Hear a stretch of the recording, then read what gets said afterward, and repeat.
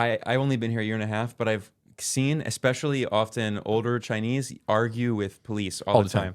It's so funny because I come from the U.S., which is supposedly this great free country, and everyone's afraid of police, especially people of color. They would never yell at a police officer because they could get shot. Every year in the U.S., over 1,000 people on average are killed by police. And in China, it's so funny seeing all these, grandmas always yelling at the police. Yep. And the police, which are often these younger men, are very like trying to calm them down, very calm.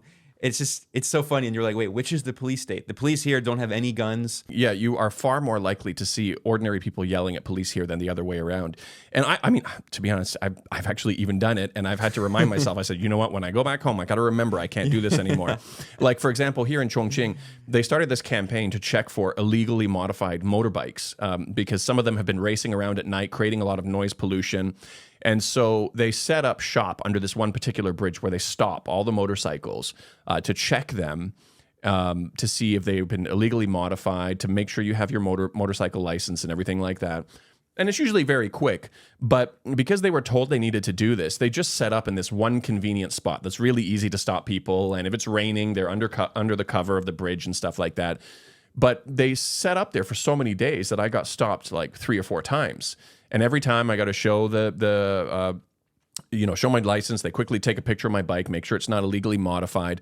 And then on 2 occasions, I had to sign something that said, if my bike is over 160cc, which it is, it's 750cc, I promise not to kind of race around at night and make noise. Because they're thinking about the community. Because they obviously got complaints from the community. And there are people who do that. There are. I mean, I live in Beijing and I've seen it. Yeah.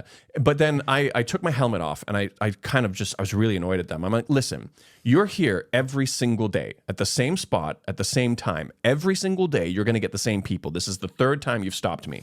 Don't you think it would be a better idea to? And the response was, "I'm really sorry. Thank you for your understanding. You know what? This is just something we got to do because there's been racing and stuff like that. So thank you for your understanding." And that was a natural thing for me. But as I was driving off, I was thinking, damn, you know what? I've been here for 16 years. I've got to remember when I go back that this is not something you can do in the West. But